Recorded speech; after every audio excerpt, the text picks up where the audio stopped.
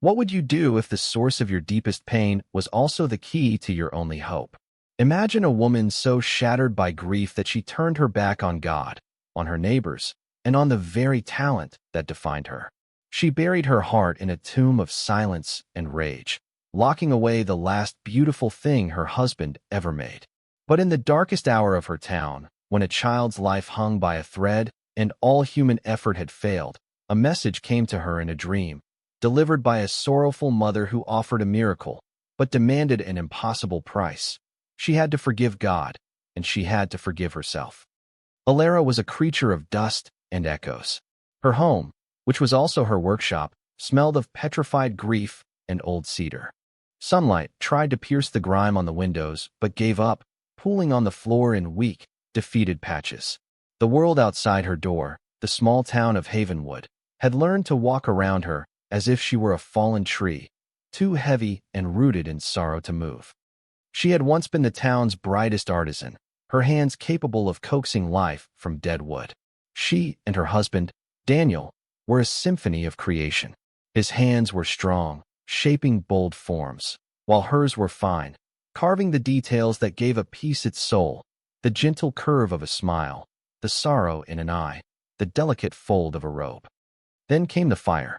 It was a merciless, hungry thing that devoured their workshop, their future, and their 7-year-old daughter, Clara.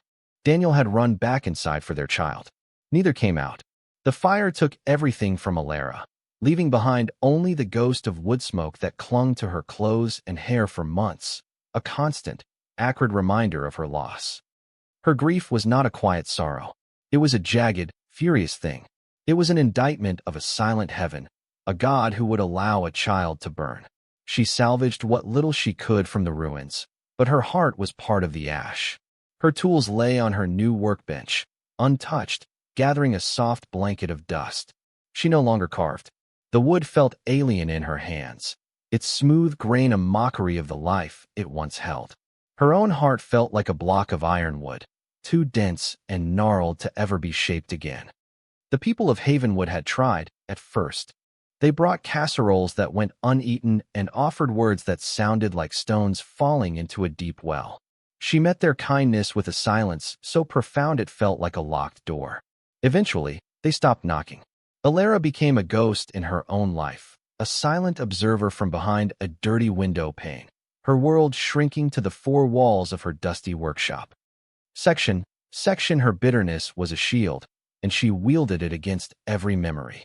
But one memory was too large, too powerful to be ignored. It was locked away in the small, windowless room at the back of her workshop. The statue. It was Daniel's masterpiece, the work he had poured his soul into for over a year. A life-sized Madonna and child, carved from a single, magnificent trunk of cedar. He had finished the broad strokes, the powerful posture of the mother and the trusting weight of the child in her arms. He had left the fine details, the hands and faces, for Alara. It was to be their magnum opus, a gift for the town's lonely chapel on the hill. The fire had not consumed it entirely. A falling beam had struck the statue, sparing the bodies but shattering the Madonna's outstretched hands at the wrists. When Alara found it in the blackened rubble, she didn't see a miracle of survival. She saw a symbol of cosmic cruelty, a mother who could not save her child, with hands broken and useless. It was a perfect monument to her own failure, to God's failure. In a storm of rage and tears, she had dragged the heavy statue into her new workshop and locked it in the back room, throwing the key into a dark corner. She wanted it to rot. She wanted the wood to be eaten by worms and decay into nothing, just as her hope had. Out of sight, she thought, it might one day be out of mind. But the statue was a living presence in the house. She felt its weight, its silent accusation, through the walls.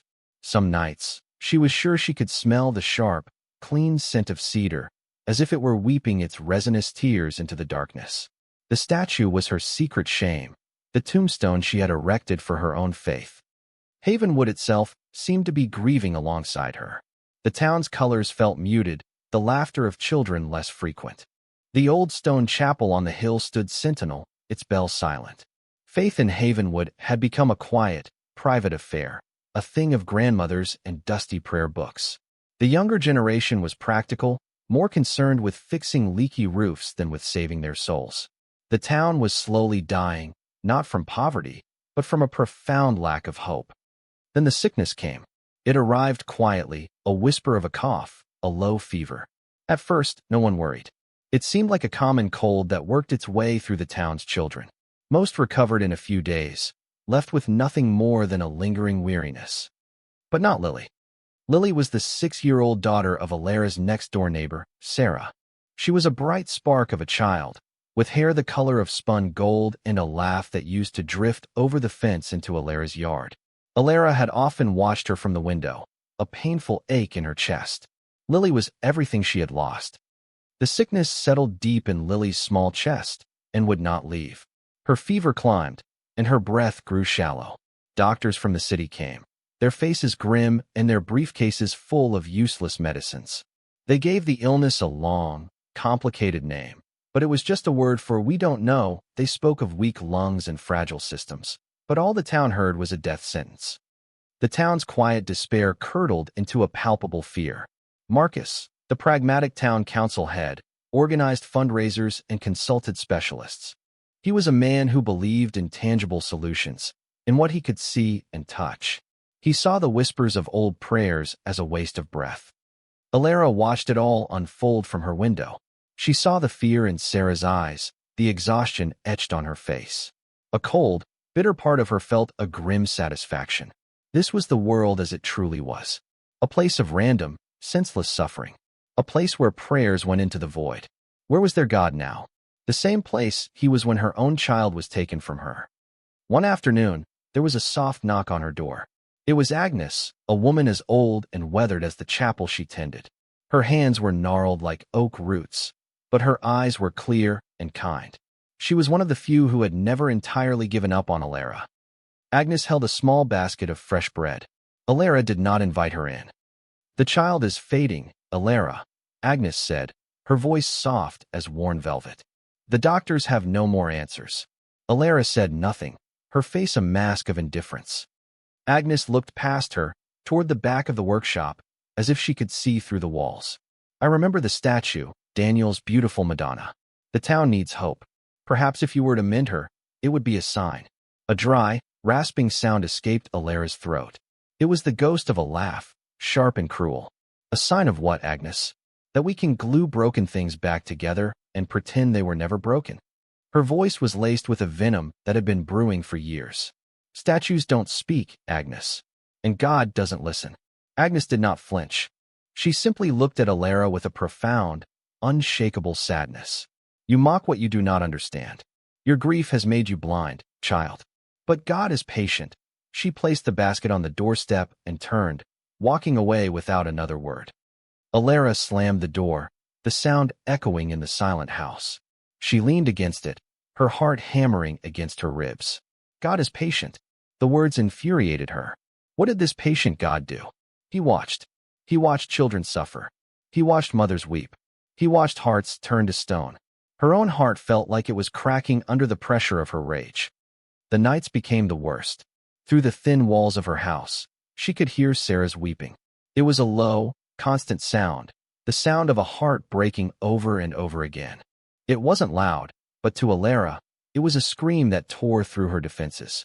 It was the sound she herself had made, night after night, until her tears ran dry, and all that was left was the hard, barren desert of her anger. She tried to work, to lose herself in the familiar motions of her craft. She picked up a piece of pine, a simple block, and her carving knife. She wanted to carve a bird, something simple, something that could fly away. But her hands were clumsy, her movements stiff. The grain of the wood fought her, splitting and cracking under the blade. The wood seemed dead, resentful of her touch. After an hour of frustration, the block looked less like a bird and more like a mangled wound. She threw it across the room with a cry of pure frustration. Her talent was gone. It had died with her daughter, with her husband.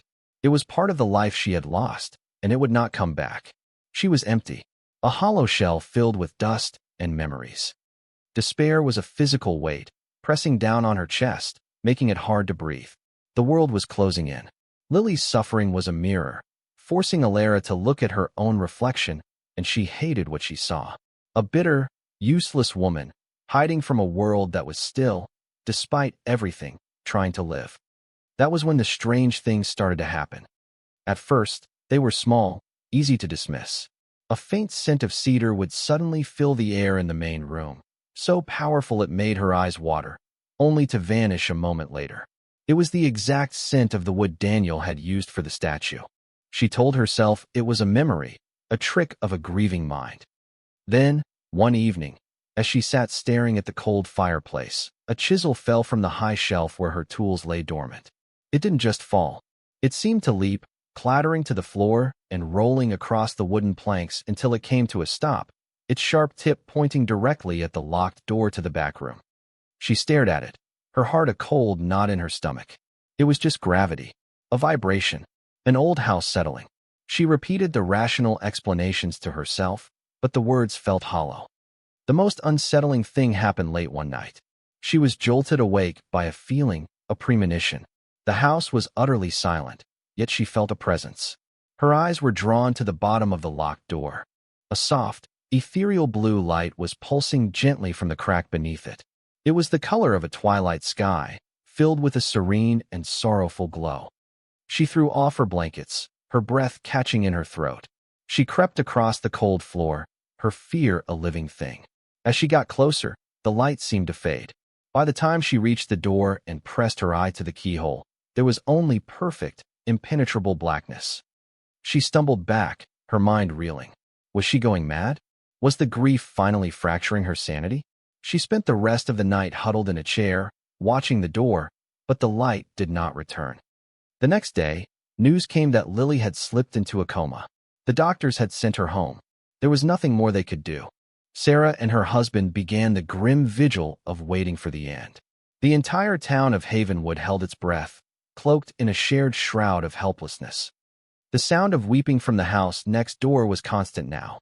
That night, Alara did not even try to sleep. She sat in her dusty workshop, the silence of her own home a deafening contrast to the audible heartbreak next door. The chisel still lay on the floor, pointing at the door. The phantom scent of cedar seemed to hang in the air around her. She could not bear it anymore. The grief of another was breaking through her own. The suffering of that little girl was a chisel against her petrified heart, and she felt the first, painful crack appear. In utter desperation, for the first time in years, she looked up at the ceiling. Her prayer was not one of hope, but of raw, desperate challenge. "Please," she whispered to the shadows, the words scraping her throat. "Please, don't let these children suffer. If you are there, do something." It was not a plea for a miracle. It was a cry of surrender. The fight had gone out of her. The anger that had fueled her for so long had burned itself out, leaving only a vast, cold emptiness. Exhausted beyond measure, she slumped into a chair and fell into a sleep so deep it was like a descent into the earth. She did not dream of her husband or her daughter. She dreamed she was standing in a place that was both her workshop and a barren desert. The air was still and thick with dust motes dancing in a single shaft of impossible moonlight. Before her stood the statue of the Madonna and Child, its broken wrists jagged and raw. It was the only object in the vast, empty space. Then, she felt a presence beside her.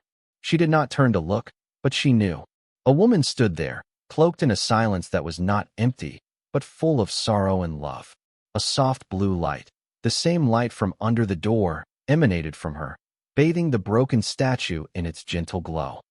Alara could feel the woman's grief. It was a sorrow as wide as the ocean, as deep as time. It was the grief of a mother who had watched her own child suffer. And yet, within it, there was no bitterness, only a vast, unconditional love. The woman raised her hands. They were beautiful, strong hands, the hands of a carpenter's wife. She reached them out not to Alara, but towards the broken wrists of the statue, her fingers hovering just over the splintered wood. She did not speak with her mouth, but a voice bloomed inside Alara's mind. It was not a voice of thunder or judgment. It was as gentle as a lullaby, yet it carried the weight of eternity. "My son waits for you," the voice said, a sound of pure, loving compassion. "Your hands can heal what is broken." The message was a whisper, but it shattered the silence of Alara's soul. It was not a command. It was an invitation, a statement of fact, a seed of impossible hope planted in the barren ground of her heart. The blue light intensified, becoming almost blinding, and Alara felt herself falling back into consciousness. She awoke with a violent gasp, her body drenched in sweat. The dream was already fading, but the feeling of it, the immense sorrow, the overwhelming love, remained. It clung to her like the scent of rain after a long drought. And for the first time since the fire, she was weeping. These were not the hot, angry tears of grief. They were tears of release, of a profound and painful regret. She wept for her hardened heart, for the years she had wasted nursing her rage, for the kindness she had pushed away. The great wall she had built around herself had not just kept others out, it had imprisoned her within. Now, that wall had been leveled. In its place was a raw, aching vulnerability. The first light of dawn was filtering through the dirty windows, painting the dusty air in shades of gray and rose. The workshop was cold, but the chill in her soul had vanished. A new, fragile warmth was spreading through her. She looked at her hands. They were trembling. Your hands can heal what is broken. The words echoed in her mind. For years, she had seen them as useless, traitorous things that had failed to save her family. Now, she saw them differently. They were tools. They were a gift. With a sense of urgency she hadn't felt in years, she rose from the chair. She stumbled toward the dark corner where she had thrown the key to the back room so long ago. She knelt, her fingers searching through the dust and cobwebs until they closed around the cold, rusted metal. Her hand shook so violently she could barely fit the key in the lock. The mechanism groaned in protest, stiff from disuse. With a final, desperate turn, the lock clicked open. The sound was like a gunshot in the silent house. She pushed the door open. A wave of cool, dry air washed over her, thick with the sacred scent of cedar. The room was pitch black. She fumbled for the light switch, her heart pounding. The single bare bulb flickered on, illuminating the shrouded figure in the center of the room. The statue was covered in a heavy canvas drop cloth, gray with years of accumulated dust. It looked like a corpse under a funeral shroud. With a deep, shuddering breath, Alara walked forward. She reached out, and her fingers brushed the rough canvas. Then, she took hold of a corner and pulled. The cloth fell away, releasing a cloud of dust that danced in the dim light. And there she was, the Madonna. Her face, half finished by Daniel, was a mask of serene potential. The Christ child was nestled in her arm, a perfect form of divine trust. But Alara's eyes were fixed on the wrists. The jagged, splintered ends of the forearms were a brutal scar, a testament to the violence that had broken her. Alara fell to her knees. The full weight of her blasphemy, of her prideful rage, came crashing down on her. She had hidden this beautiful thing away. She had cursed it and wished it to decay. She had let it stand here in the darkness as a monument to her own despair. "I'm sorry," she whispered, the words a raw, broken sound. She reached out a trembling hand and laid it on the statue's wooden shoulder. The cedar was cool and smooth beneath her palm. "I am so sorry." She rested her forehead against the statue's cold robe and wept until she had no tears left, washing away the years of bitterness in a cleansing flood of sorrow and surrender. When the tears finally subsided, a strange calm settled over her. She knew what she had to do. She rose to her feet, her movements filled with a new and quiet purpose. She went to the old wooden chest where Daniel had kept his most prized pieces of wood. In the very bottom, wrapped in oilcloth, was a block of cedar from the same ancient tree as the statue. He had been saving it for something special. She carried the wood to her workbench, the place of her long exile. She wiped the dust from its surface. She picked up her tools, one by one. The familiar weight of the chisels, the smooth handle of the mallet, they no longer felt alien. They felt like extensions of her own hands. She began to work. The hours bled into one another. The sun rose higher in the sky, and she did not notice. Hunger and thirst were distant concepts. Her entire being was focused on the task at hand. The wood no longer fought her. It yielded to her blades as if it had been waiting for her touch. Her hands moved with a grace and certainty she thought she had lost forever. It was more than just skill, it was an act of prayer. With every curl of wood that fell to the floor, she let go of a piece of her pain. With every tap of the mallet, she carved away her own pride. She wasn't just carving hands for a statue. She was recarving her own soul. She carved two perfect hands. They were not the hands of a queen, but the hands of a mother, strong, gentle, and open. One was cupped slightly, as if to offer a blessing. The other was outstretched, a gesture of invitation and comfort. The detail was exquisite, finer than any work she had ever done before. It was Daniel's strength and her spirit, finally reunited in the wood. As the sun began to set, casting long shadows across the workshop floor, she finished the final sanding. The hands were flawless. She carried them to the back room and began the delicate process of joining them to the statue's wrists. She worked with the precision of a surgeon and the reverence of a true believer. Finally, as twilight settled over Havenwood, she fitted the last hand into place. The join was perfect, seamless. She stepped back, her body aching with exhaustion, her heart full. The Madonna stood whole before her, her new hands glowing with a soft warmth in the dim light. She was no longer a symbol of brokenness.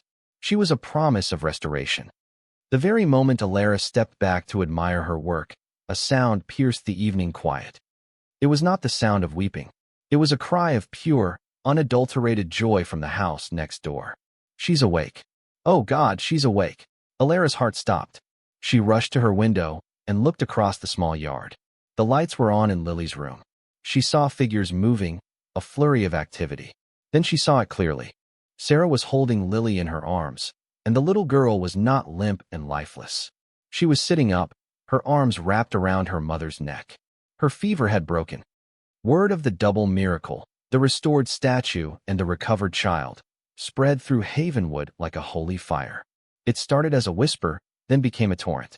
People began to gather outside Alara's workshop, their faces a mixture of disbelief and wonder.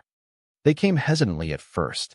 Agnes was there, her face serene, tears of gratitude tracing paths through the wrinkles on her cheeks. Even Marcus, the practical councilman, stood at the edge of the crowd, his usual skepticism replaced by a look of profound awe. Alara opened her workshop doors. She did not have to say a word. The townspeople filed in, their footsteps quiet and reverent on the wood-shaving-covered floor. They formed a silent circle around the statue. A collective gasp went through the crowd as they saw her, whole and beautiful, bathed in the soft light of the workshop. Her new hands seemed to radiate a gentle peace that settled over everyone in the room. They looked from the statue to Lily's house and back again. They didn't need an explanation. They felt the truth of it in their bones. They were witnessing a moment of pure grace. Someone started to pray the rosary, their quiet voice joined by another, and then another, until the small workshop was filled with a gentle chorus of prayer, a sound of faith reborn. The next morning, the men of the town came to help Alara move the statue. They carried it with the care of pallbearers at a king's funeral, up the winding path to the chapel on the hill. Alara walked beside it, not as a proud artist, but as a humble servant. When people tried to thank her, to call her blessed, she simply shook her head. It was time for her to come home, she said, her voice quiet and clear. They placed the statue in the empty alcove that had been waiting for it for years.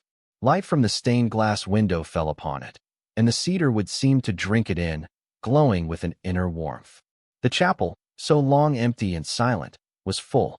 The people of Havenwood, once so lost in their quiet sorrows, had come together. They had found their heart again. Alara did not return to her solitude. The doors of her workshop and her heart remained open. She began to carve again, but not for fame or money. She mended broken furniture for her neighbors, carved small toys for the children, and listened to the stories of those who, like her, were learning to live with loss. She became a quiet pillar of the community, her presence a gentle reminder of the power of healing. The town of Havenwood was transformed. The change wasn't loud or dramatic. It was in the small things. Neighbors helping neighbors, the sound of laughter returning to the streets, the chapel bell ringing out on Sunday mornings over a town that was no longer drowning in despair, but was learning to swim in the currents of grace. The statue of the Madonna and child became the soul of the town. Alara had intentionally left the fine seam where the new hands joined the wrists visible. It was a tiny, perfect scar. It was a reminder that being broken was not the end. It was a reminder that even the deepest wounds could be healed, not by erasing the past, but by mending it with faith, humility, and hands willing to do the work. The scar taught them that wholeness was not about perfection, but about the beautiful, grace-filled act of becoming whole again. The story of Alara and the Madonna of Havenwood shows us that sometimes our greatest pain can become the vessel for our most profound purpose. It reminds us that even when our faith is shattered and our hearts are locked away in darkness, a call can come to us, a whisper in a dream, a nudge from a neighbor, the suffering of a child, inviting us to pick up our tools and begin the work of mending. It teaches us that healing is not just for ourselves, but for our entire community, and that the most powerful miracles often begin with one small, humble act of surrender. If this story of faith and redemption has touched your heart, please take a moment to leave a comment below and share your thoughts. Your reflections are a cherished part of our community. Please consider liking this video and subscribing to our channel for more stories that explore the incredible power of hope and the human spirit. And if you know someone who might be struggling in their own darkness, share this video with them. You never know when a story might be the light they need to find their way home.